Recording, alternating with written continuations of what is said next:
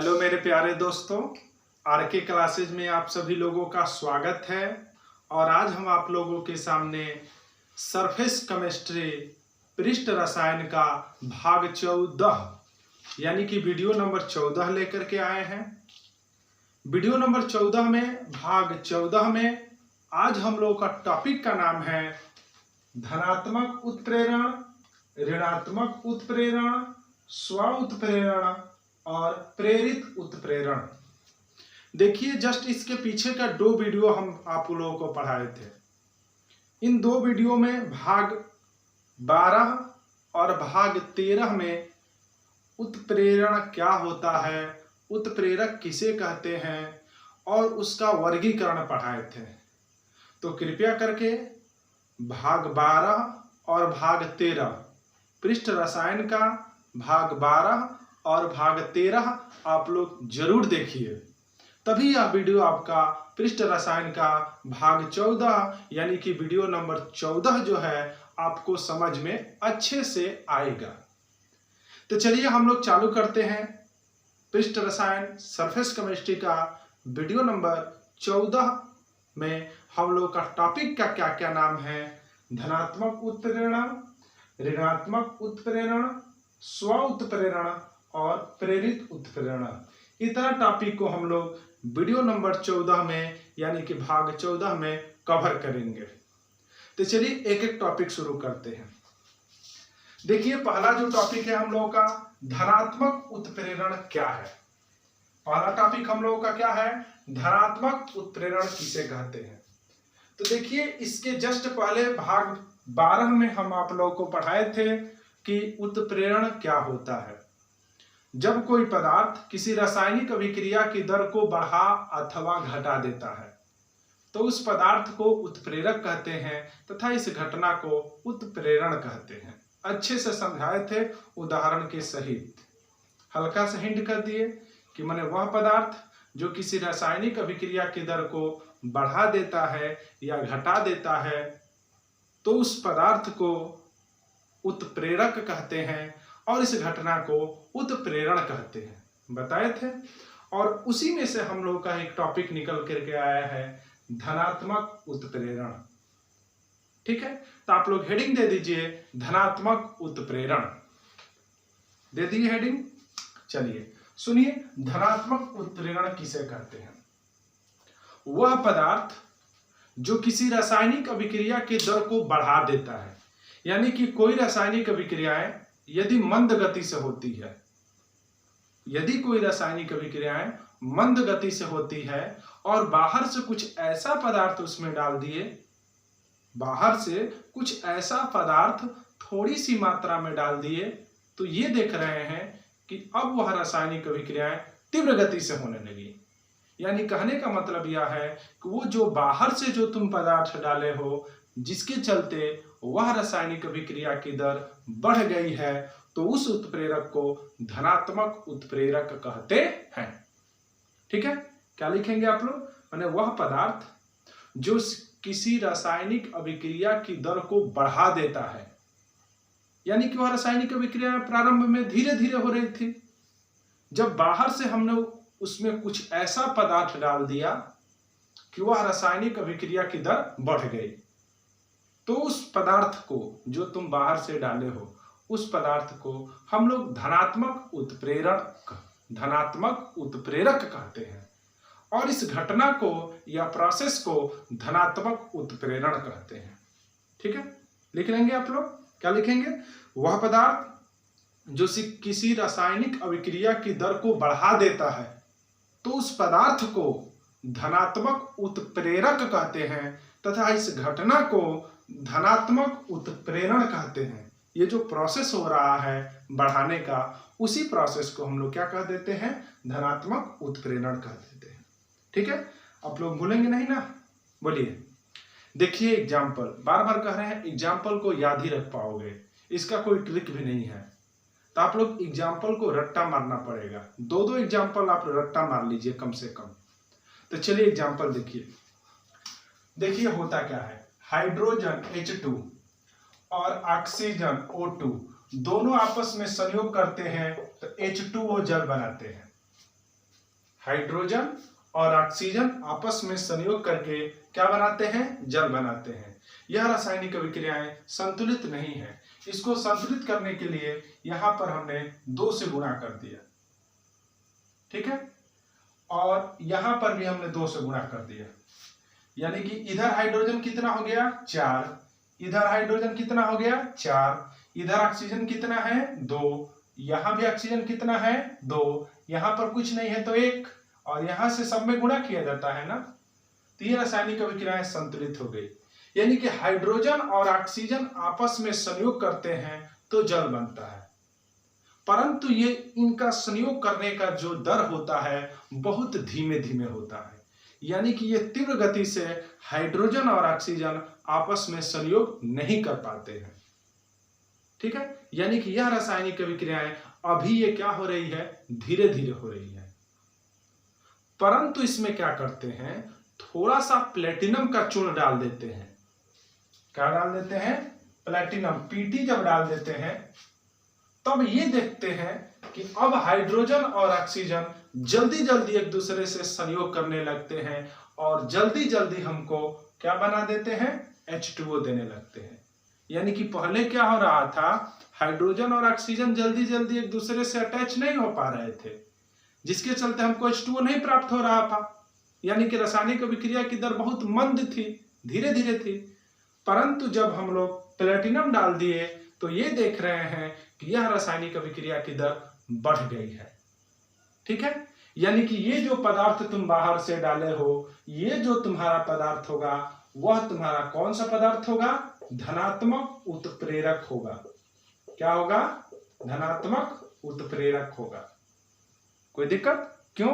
क्योंकि ये जो उत्प्रेरक है इस रासायनिक अभिक्रिया की दर को बढ़ा दिया है। क्या किया है? बढ़ा दिया है। दूसरा एग्जांपल देखिए, जब हैबर विधि द्वारा अमोनिया गैस का निर्माण करते हैं, ठीक है, तो नाइट्रोजन और हाइड्रोजन को एक संबंधित 3 के अनुपात में, माने ये 1 भाग तो ये 3 भाग, नाइट्रोजन और हाइड्रोजन को एक संबंधित 3 के अनुपात में लेते हैं तो यही से हमारा बनता है अमोनिया गैस बनता है। यानी कि हाइड्रोजन और नाइट्रोजन और हाइड्रोजन, कौन कौन से कंपाउंड बाबू? नाइट्रोजन और हाइड्रोजन आपस में संयोग करते हैं तो अमोनिया गैस बनती है।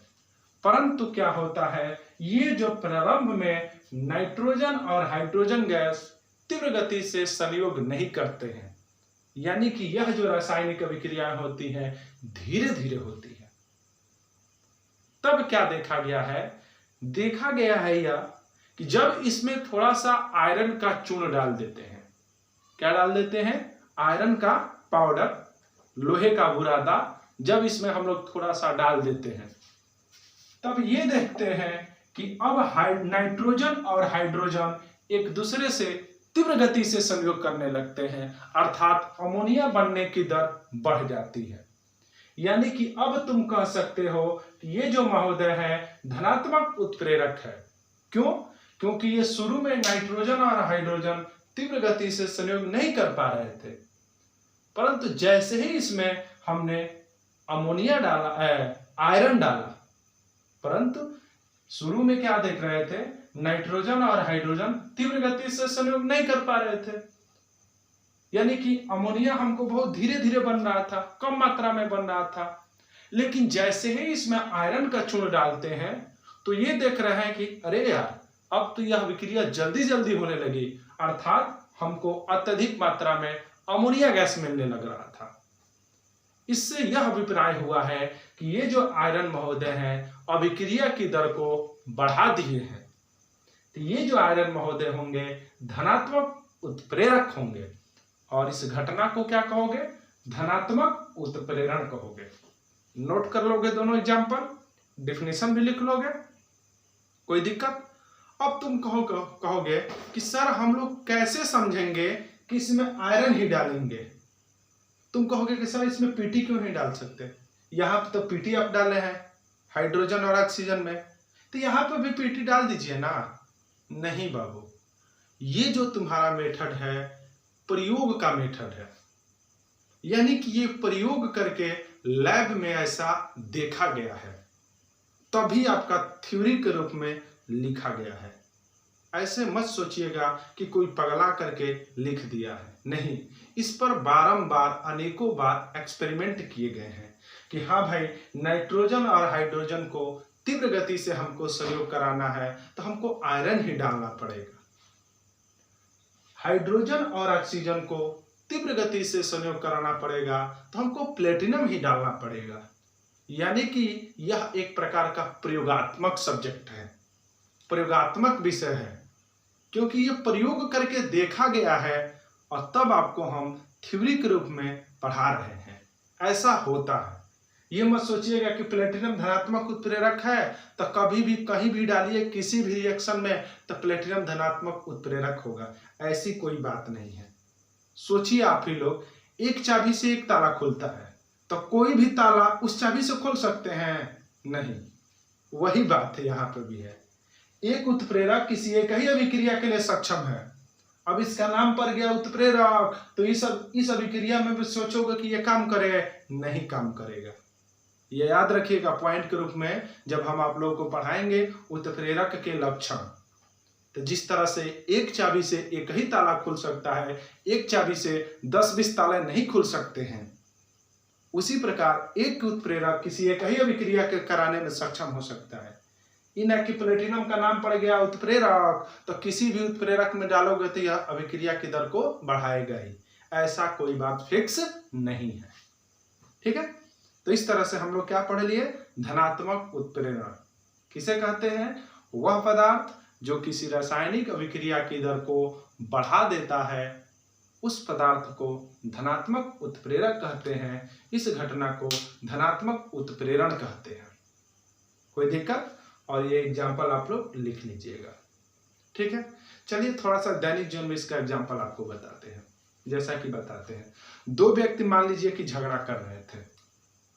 प्रारंभ में झगड़ा कर रहे थे, धीरे धीरे झगड़ा हो रहा था, केवल बातों से झगड़ा हो रहा था। तो हम तुमको मार देंगे, तो हम तुमको मार देंगे, तो हम तुमको मार देंगे, तो आ जाओ हम मार देंगे, यहाँ पकड़ देंगे, ये मारेंगे।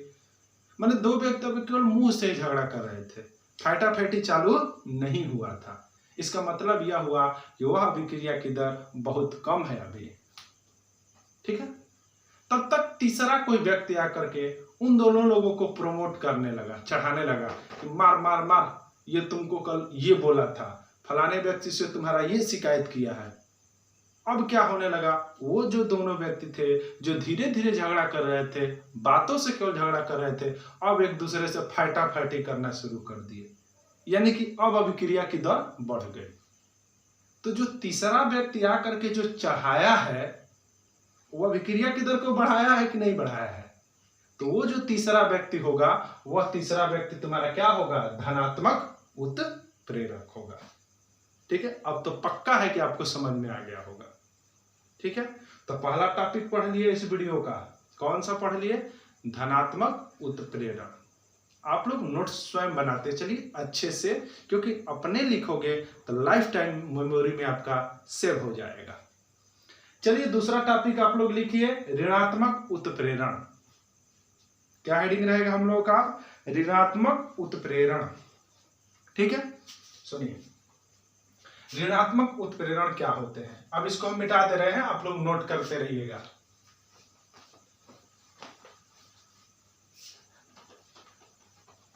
देखिए ध्यान से आप लोग देखिए, दूसरा हम टॉपिक चालू करेंगे अब, ऋणात्मक उत्प्रेरण। डिफिनीशन सेम है, थोड़ा सा विपरीत है। धनात्मक उत्प्रेरण में क्या हो रहा था? वह पदार्थ जो रासायनिक अभिक्रिया की दर को बढ़ा देता है उसे धनात्मक उत्प्रेरक कहते हैं, और इस घटना को धनात्मक उत्प्रेरण कहते हैं। पढ़ चुके हो? ऋणात्मक उत्प्रेरण का उल्टा, माने वह पदार्थ जो किसी रासायनिक अभिक्रिया की दर को घटा देता है, वह पदार्थ जो किसी रासायनिक अभिक्रिया की दर को घटा देता है उसे ऋणात्मक उत्प्रेरक कहते हैं, और इस घटना को, प्रोसेस को ऋणात्मक उत्प्रेरण कहते हैं। धनात्मक उत्प्रेरण में बढ़ा दे रहा था और ऋणात्मक उत्प्रेरण में क्या होता है? घटा देता है। ठीक है, माने वह पदार्थ जो किसी रासायनिक अभिक्रिया की दर को घटा देता है उसे ऋणात्मक उत्प्रेरक कहते हैं और इस घटना को ऋणात्मक उत्प्रेरण कहते हैं। ये जो प्रोसेस हो रहा है घटाने का, उस प्रोसेस को हम लोग ऋणात्मक उत्प्रेरण कहते हैं। भूलेंगे नहीं ना? कोई दिक्कत? अब मैटर फंस रहा है एग्जाम्पल पे, तो चलिए एग्जाम्पल पढ़ते हैं। आप लोग थ्योरी नोट कर लीजिए, ठीक है? देखिए होता क्या है। देखिए जो भी एग्जाम्पल आपके आ रहेंगे सब प्रयोग के सब्जेक्ट थे, सबको लैब में प्रयोग करके देखा गया है, उसके बाद से थ्योरी बना करके आपके बुकों में लिखा गया है जो हम आप लोगों को पढ़ा रहे हैं, ठीक है? देखिए एग्जाम्पल देखिए, जल जो होता है H2O जो होता है बहुत जल्दी जल्दी हाइड्रोजन और ऑक्सीजन में टूटता है, ठीक है? मैंने तुम्हारा जो, ध्यान से समझिएगा, रुकिए, ये हाइड्रोजन परऑक्साइड H2O2 जो होता है बहुत जल्दी जल्दी तुम्हारा जल और ऑक्सीजन में टूटता है। माने हाइड्रोजन परऑक्साइड एक प्रकार का लिक्विड होता है, जैसे ही उसको वातावरण में छोड़ दोगे तो बहुत तीव्र गति से हाइड्रोजन परऑक्साइड H2O2, ये हाइड्रोजन परऑक्साइड का सूत्र है H2O2, ये इसको वातावरण में, खुले वातावरण में चाहे जहां भी छोड़ दोगे, ये बहुत तीव्र गति से, बहुत फास्ट जल और ऑक्सीजन गैस में टूटेगा, ठीक है? इस समीकरण को थोड़ा बैलेंस कर लेते हैं। यहां पर हमने 2 से गुणा कर दिया, कितना हाइड्रोजन हो गया? 4। यहां पर भी 2 से गुणा कर दिया, कितना हाइड्रोजन हो गया? 4। इधर कितना ऑक्सीजन है? 4। यहां पर ऑक्सीजन 2 और यहां पर 2, 4। समीकरण संतुलित है। यानी कि ये H2O2 बार बार कह रहे हैं किसका सूत्र है? हाइड्रोजन परऑक्साइड का सूत्र है, ठीक है? तो हाइड्रोजन परऑक्साइड को जब हम लोग खुले वातावरण में छोड़ते हैं तो बहुत फास्ट, बहुत तीव्र गति से वो तुम्हारा किस में टूटता है?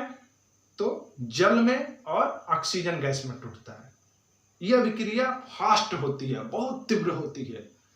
तो भाई इसको स्लो करना है ना जी, तो इसमें को स्लो करने के लिए इसमें हम लोग एक प्रकार का पदार्थ मिलाते हैं। वो जो तुम्हारा पदार्थ होता है H3PO4 होता है।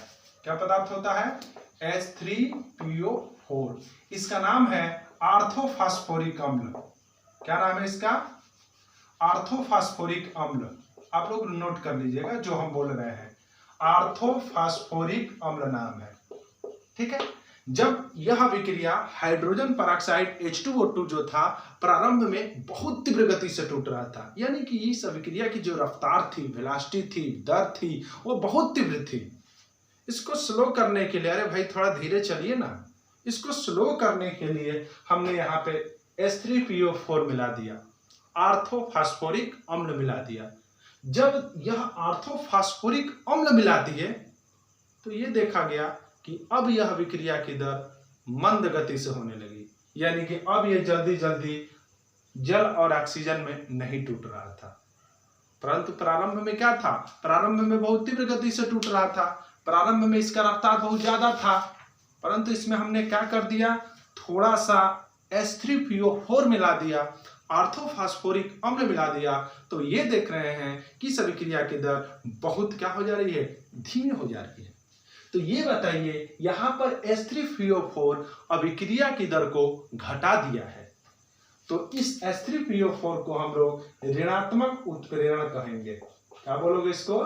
ऋणात्मक उत्प्रेरक कहोगे ना जी, क्योंकि H3PO4 अभिक्रिया की दर को क्या किया है? घटा दिया है। और इस पूरे प्रोसेस को तुम लोग क्या कहोगे? ऋणात्मक उत्प्रेरण कहोगे। क्या बोलोगे? ऋणात्मक उत्प्रेरण बोलोगे, ठीक है? कोई दिक्कत? आप लोग भूलिएगा मत, आप लोग नोट्स बनाइए, उदाहरण लिखते चलिए। कैसे लिखेंगे? कि हाइड्रोजन परऑक्साइड बहुत तीव्र गति से जल और ऑक्सीजन में टूटता था, अर्थात इस अभिक्रिया की दर बहुत तीव्र थी, परंतु जैसे ही इसमें H3PO4 मिलाते हैं तो इस अभिक्रिया की दर मंद हो जाती है, अर्थात H3PO4 यहां पर ऋणात्मक उत्प्रेरक का कार्य कर रहा है। ऐसे आप लोग लिखिएगा, उदाहरण को मजा आ जाएगा पढ़ने में, ठीक है?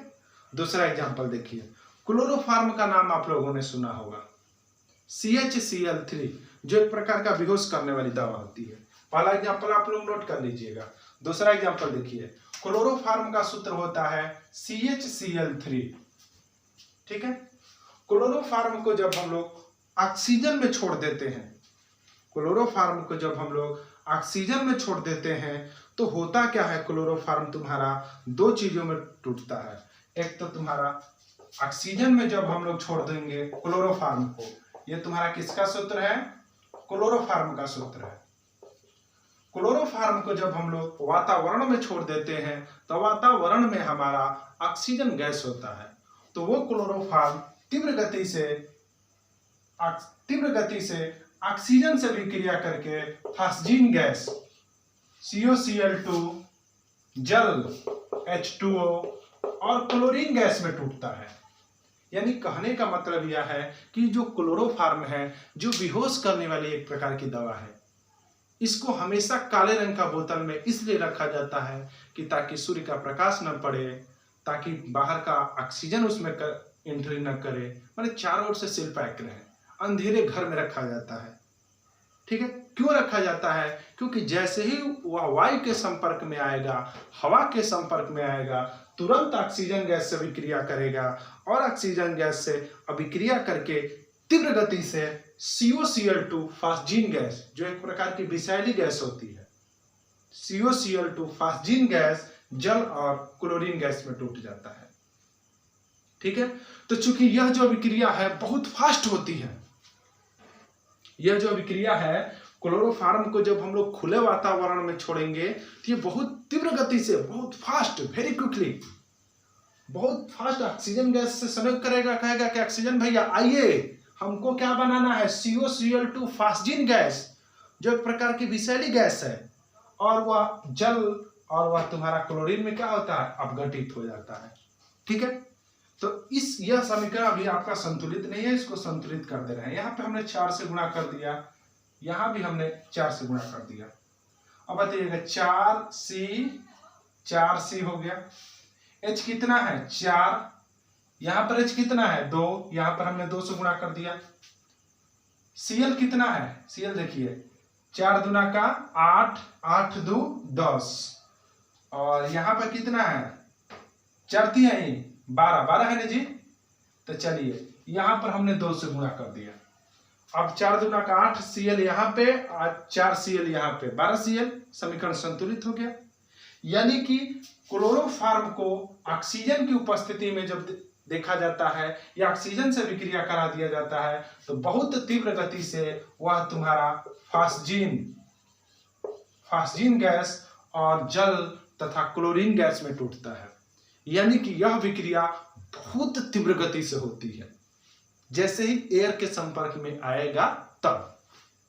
तो इसको कंट्रोल करने के लिए बाबू इसमें एथिल अल्कोहल शराब डाल दिया जाता है। यानी कि जब इसमें हम लोग एथिल अल्कोहल मिला देंगे, क्या मिला देंगे, C2H5OH मिला देंगे।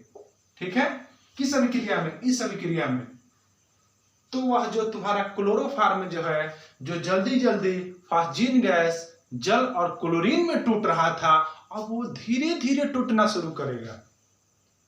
अब आप हमको ये बताइए, ये महोदय अभिक्रिया की दर को एथेनॉल या एथिल अल्कोहल C2H5OH जो शराब है, ये जो अभिक्रिया की दर जो हो रही थी, इसको बढ़ाए हैं कि घटाए हैं, घटाए हैं। यानी कहने का मतलब यह है कि क्लोरोफॉर्म और ऑक्सीजन बहुत जल्दी जल्दी टूट रहा था, किसमें, फास्जीन, जल और क्लोरीन में।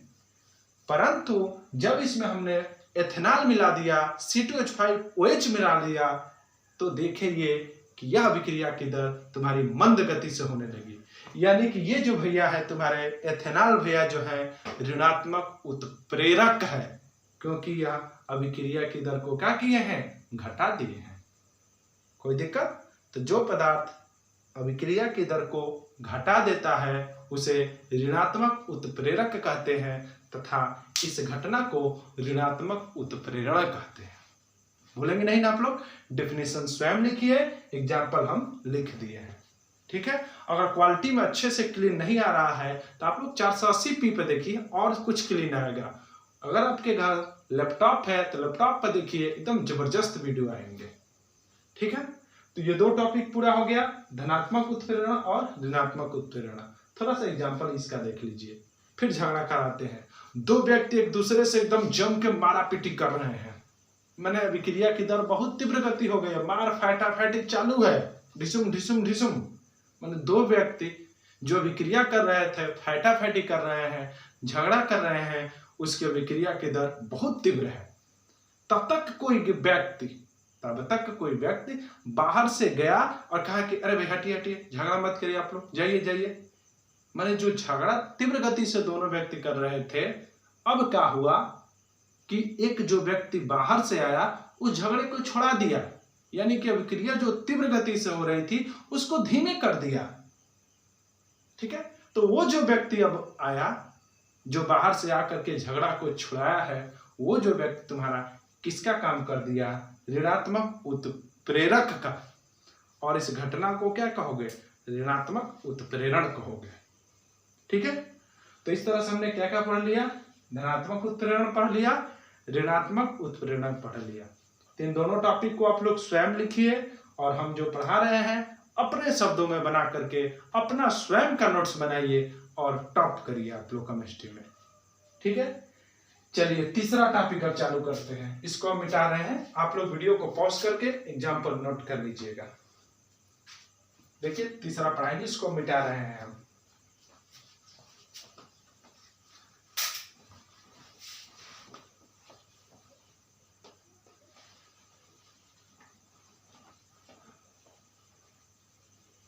चलिए चालू करते हैं।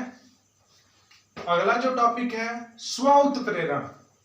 हेडिंग दे दीजिए सभी लोग। क्या टॉपिक है हम लोगों का? स्व उत्प्रेरण दे दिए। अब सुनिए, स्व उत्प्रेरण का कुछ डिफिनीशन क्या है। इस प्रकार के रासायनिक विक्रिया में बाहर से किसी उत्प्रेरक का प्रयोग नहीं किया जाता है। आप लोग नोट्स भी करते चलिएगा। इस प्रकार के रासायनिक अभिक्रिया में बाहर से किसी उत्प्रेरक का प्रयोग नहीं किया जाता है। तो तुम कहोगे सर जी, तो उत्प्रेरक का कार्य कौन करता है जी? पूछोगे ना, तो जानते हो होता क्या है। माने बाहर से इस प्रकार के रासायनिक अभिक्रिया में बाहर से किसी उत्प्रेरक का प्रयोग नहीं किया जाता है, परंतु उत्पाद में से ही ऐसा कोई पदार्थ बन जाता है, माने जो प्रोडक्ट हमारा बनेगा उसी में से एक जो पदार्थ होगा तुम्हारा उत्प्रेरक का कार्य करने लगता है और उस अभिक्रिया की दर को क्या करता है? बढ़ा देता है। मैंने कहने का मतलब क्या है बाबू, इस प्रकार के अभिक्रिया में या इस प्रकार के उत्प्रेरण में बाहर से किसी उत्प्रेरक का प्रयोग नहीं किया जा रहा है। जो हम डाल रहे थे, कभी शराब डाल रहे थे, CTOH5OH डाल रहे थे, तो कभी तुम्हारा प्लेटिनम डाल रहे थे, तो कभी आयरन डाल रहे थे कि नहीं डाल रहे थे। परंतु स्व उत्प्रेरण में क्या होता है, इस प्रकार के घटना में बाहर से किसी उत्प्रेरक का प्रयोग नहीं करोगे, माने कुल टोटल अभिकारक ही रहेगा। अभिकारक रिएक्शन करेगा और रिएक्शन करके हमारा उत्पाद बनाएगा। अब देखिए, उत्पाद में से ही बना कोई एक ऐसा पदार्थ होता है जो तुम्हारा उत्प्रेरक का कार्य करने लगता है और उस अभिक्रिया की दर को क्या करता है? बढ़ा देता है। ठीक है, क्या लिखोगे कि इस प्रकार की घटना में बाहर से किसी उत्प्रेरक का प्रयोग नहीं किया जाता है, परंतु यह देखा जाता है कि उत्पाद में ही कुछ ऐसा पदार्थ बन जाता है जो स्वयं उत्प्रेरक का कार्य करने लगता है और अभिक्रिया की दर को क्या करता है? बढ़ा देता है। ठीक है, तो पूछोगे कि सर इसका एग्जांपल बताइए। अब इसका कौन सा लैब में प्रयोग किया गया? ठीक है, तो उसका लैब में वाला प्रयोग सुन लीजिए बाबू। तुम्हारा था एथिल एसीटेट था। क्या था तुम्हारा? Ethyl acetate. एथिल एसीटेट का सूत्र होता है CH3COO C2H5। ये तुम्हारा एथिल एसीटेट है। क्या है बाबू आपका? एथिल एसीटेट है। इसमें जब जल मिलाया जाता है, जल अपघटन कराया जाता है। ठीक है, क्या मिलाया जाता है इसमें? जब जल मिलाया जाता है या इसका जब जल अपघटन कराया जाता है तो दो नया नया कंपाउंड बनते हैं, दो नया नया उत्पाद बनते हैं। क्या क्या बनता है, HCH3COOH बनता है जिसको एसिटिक अम्ल कहते हैं। क्या कहते हैं, एसिटिक अम्ल कहते हैं। और दूसरा पदार्थ बनता है C2H5OH बनता है। ठीक है, एथिल एल्कोहल बनता है, जानते ही आप लोग। माने होता क्या है, एथिल एसीटेट है, इस पात्र में हमने क्या ले लिया है, एथिल एसीटेट ले लिया है, ले लिए, और इसमें जब जल मिला दिए तो बहुत धीरे धीरे शुरू में, प्रारंभ में बहुत धीमे गति से एसिटिक अम्ल और आपका एथिल एल्कोहल बनेगा। सब लैब में प्रयोग करके देखा गया है। क्या बाबू, कि एसिटिक अम्ल में जब जल मिला, एथिल एसीटेट में जब जल मिलाते हैं तो बहुत मंद गति से हमारा एसिटिक अम्ल और एथिल एल्कोहल बनता है। परंतु यह देखा गया है कि उत्पाद में जैसे ही एसिटिक अम्ल बनता है, उत्पाद में जैसे ही थोड़ा सा एसिटिक अम्ल बनता है, तब यह मात्रा ज्यादा बढ़ने लगती है। यानी कहने का मतलब क्या है कि एसिटिक अम्ल में जल मिलाए तो बहुत धीरे धीरे आपका एसिटिक अम्ल बना और एथिल अल्कोहल बना, लेकिन कुछ समय बाद ये देखते हैं कि इसकी मात्रा में ज्यादा की वृद्धि नहीं होती है और ये मात्रा बढ़ने लगती है। अरे यार, ये क्या हो रहा है, हमने एसिटिक अम्ल में क्या मिलाया, एथिल एसीटेट में जल मिलाया तो थोड़ी सी मात्रा में एसिटिक अम्ल और एथिल अल्कोहल बना, वो भी धीरे धीरे। लेकिन कुछ समय बाद देख रहे हैं कि ये जो महोदय है, एथिल अल्कोहल जो मात्रा है वो बढ़ने लग रही है।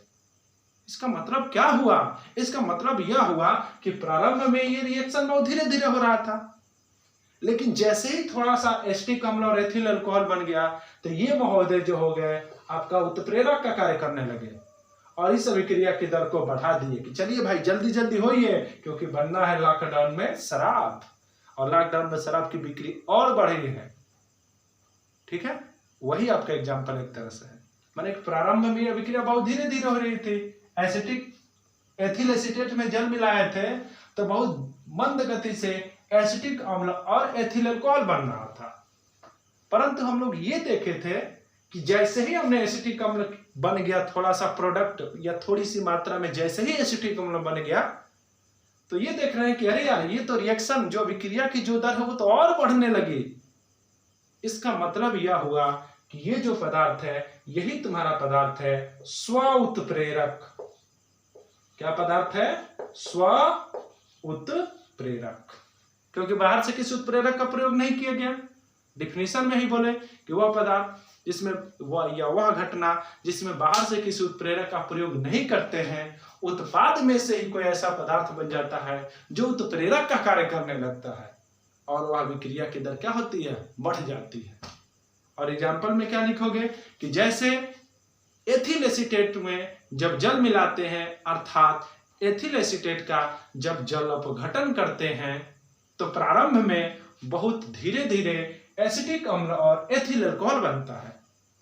परंतु यह देखा गया है कि जैसे ही उत्पाद में एसिटिक अम्ल बनता है, अभिक्रिया की दर बढ़ जाती है, अर्थात एसिटिक अम्ल यहाँ पर स्व उत्प्रेरक का कार्य कर रहा है।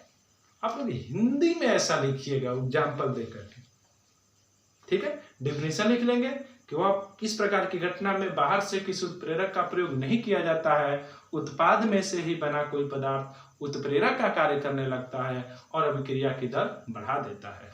जैसे में एग्जाम्पल में क्या लिखोगे, जैसे एसिटिक अम्ल का जब जल अपघटन करते हैं तो प्रारंभ में बहुत धीरे धीरे एथिल एसीटेट का जब जल अपघटन करते हैं तो प्रारंभ में बहुत धीरे धीरे एसिटिक अम्ल और एथिल अल्कोहल बनता है। परंतु यह देखा गया है कि जैसे ही एसिटिक अम्ल उत्पाद में थोड़ा सा मात्रा में बन जाता है, यह अभिक्रिया की दर बढ़ जाती है, अर्थात एसिटिक अम्ल यहाँ पर स्व उत्प्रेरक का कार्य करता है। हो गया फिनिश, ये भी टॉपिक हम लोग कवर कर लिया। ठीक है, अगला लास्ट टॉपिक इसमें बचा हुआ है प्रेरित उत्प्रेरण। ठीक है, तो आप लोग ये एग्जाम्पल नोट्स करिए और हिंदी में एग्जाम्पल आप लोग लिखिएगा। डिफिनीशन लिखने के बाद हिंदी में लिखिएगा, जो बोले हैं उसके बाद से ये लिखिएगा, ठीक है, तभी मजा आएगा, एकदम जबरदस्त नोट्स बनेंगे। तो चलिए लास्ट नंबर हेडिंग दे दीजिए, प्रेरित उत्प्रेरण। मिटा दे रहे हैं इसको हम। क्या हेडिंग रहेगा? प्रेरित उत्प्रेरण।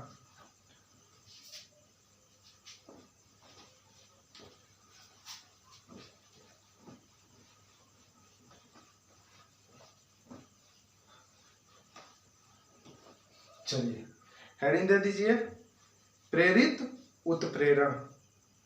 हो गया? चलिए अब देखिए, प्रेरित उत्प्रेरण को अच्छे से समझना है तो सबसे पहले हम लोग का एग्जाम्पल को समझना पड़ेगा। क्या समझना पड़ेगा? एग्जाम्पल समझना पड़ेगा, ठीक है। वो एग्जाम्पल देखिए होता क्या है, तभी मजा आएगा इस हेडिंग को पढ़ने में। हमारा हेडिंग क्या है? प्रेरित उत्प्रेरण। देखिए एग्जाम्पल आपको अच्छे से समझा रहे हैं। ये तुम्हारा है Na3SO3, इसका नाम है सोडियम सल्फाइड।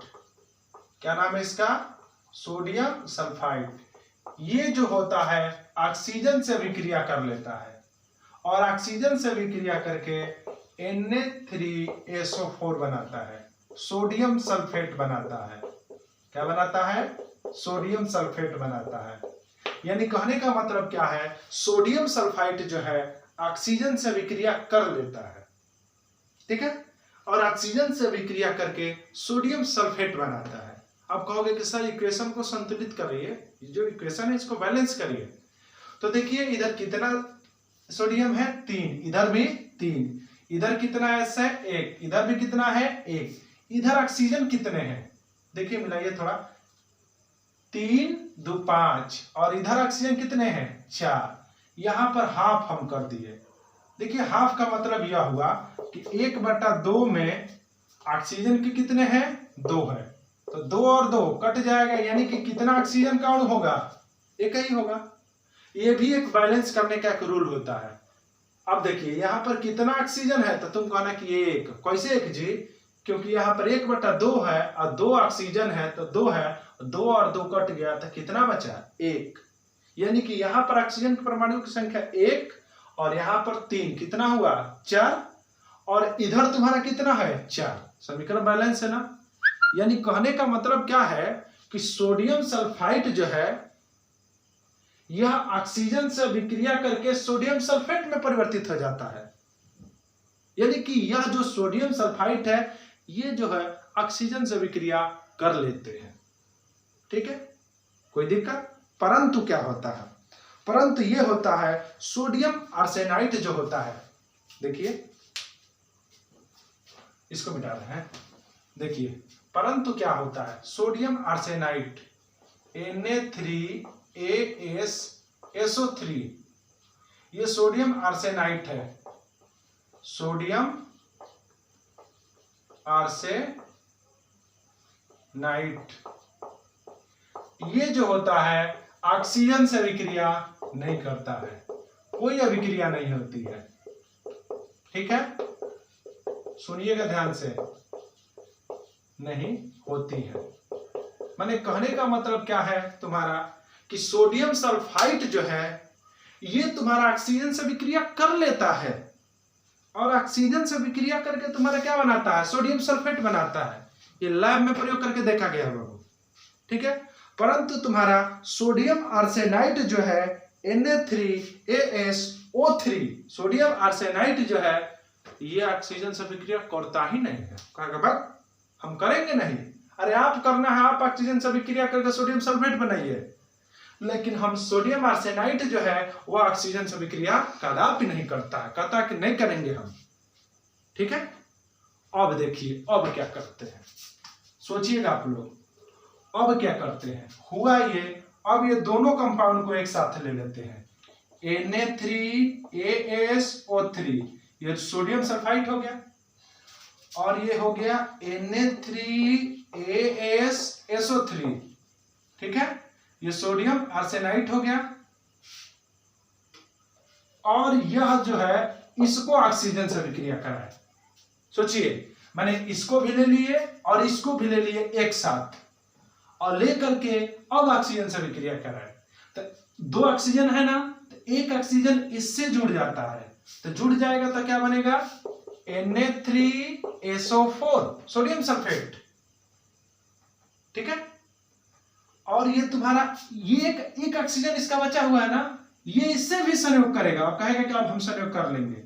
देखिए मैंने जो दो ऑक्सीजन था, एक ऑक्सीजन Na3SO3 से कर लिया, सोडियम सल्फाइड से कर लिया, और एक जो ऑक्सीजन है, दो ऑक्सीजन है ना, एक जो ऑक्सीजन है इससे संयोग कर लेता है, यानी कि Na3ASO4 बन गया।